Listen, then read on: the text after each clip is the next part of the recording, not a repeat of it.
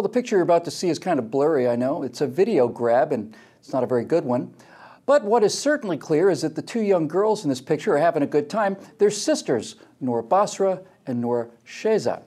They live in one of the most wretched places on earth, that'd be northern Pakistan, but that didn't stop them from smiling and dancing in the rain one day, just filled with the kind of goofy enthusiasm all teenagers feel no matter where they live.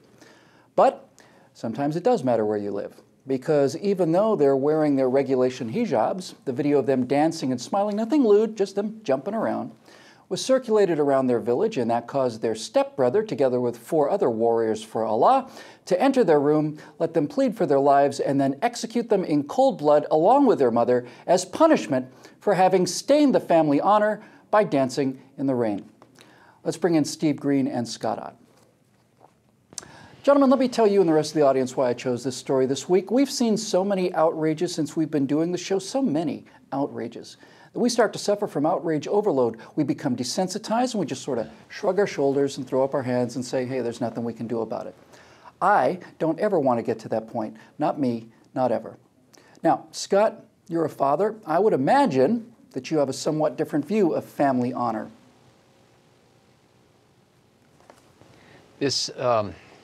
This reminds me of a book I read. I believe it was called Nomad. I believe the woman's name is Ayaan Hirsi Ali or something very close to that, who ran away from her Muslim village and that life in Africa and eventually went to the Netherlands, I believe, came to the United States.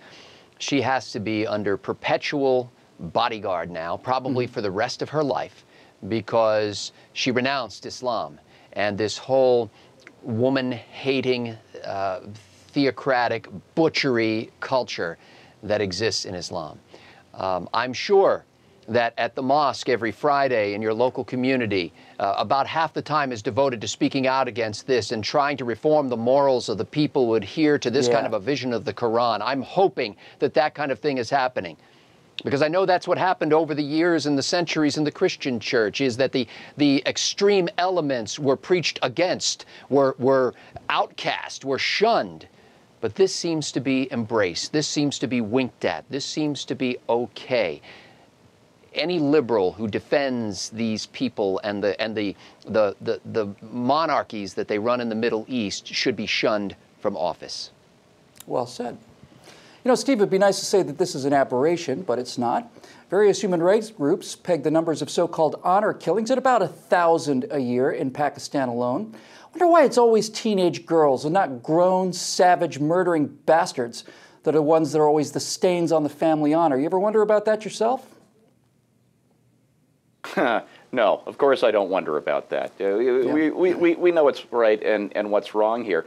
And what shocks me is how we aren't reminded of it, how a small network like ours has to be the one to do the reminding. You know, this country has been in 2 civilizational struggles before. The first in World War II against Nazi thuggery, liberal democracy versus thugs. The second, of course, was the Cold War, which kind of continued that struggle against communist thugs this time. And now we find ourselves up against Islamic thugs like these killers. Now, during the Second World War, Hollywood got into the cause. They made the Why We Fight films. They reminded people with movie after movie after movie, radio program after radio program, of the Nazi horrors and why it's so important that we win this war. In the Cold War, we didn't need Hollywood to give us all those reminders because it was on the news every single night, this threat of nuclear annihilation that we stood up to because it was ever present. It was always there. And now that we find ourselves in a similar fight, our reaction is to sweep it under the rug. Why is that? I don't know. Ladies and gentlemen, there was a time, back at the peak of its power, when Great Britain would have sent an entire army after the men that did this. They would have taken whatever casualties they needed in order to kill or capture the men that murdered those girls. They would have, and did, make them do things like lick the blood off of the walls and lick the blood off of the floor of the room where they murdered those innocent women, and then maybe they would have tied them to the barrel of a cannon and lit the fuse. Today, in that same Great Britain, there are entire cities and counties where Englishmen are not allowed to walk in their own country. We saw a British soldier have his head hacked off in the streets of his own English town a few weeks ago by another warrior for Allah, his hands dripping red as usual. And the people that did this are calling for Sharia laws in courts in Great Britain, and they're doing the same thing here. You know, I sometimes speak as the virtual president, and I'm often asked if I would run for office in the real world, and I always say no. And the reason I say no is because if I were the President of the United States for real, I would have a very small, very private conversation with some of our special operations warriors. I would call for a small number of volunteers, and I'd ask only for men who had teenage daughters of their own. I'd show them the video of Noor Basra and Noor Sheza dancing in the rain, and then I would send them in there as angels of death to slit the throats of the murdering sons of bitches that did this.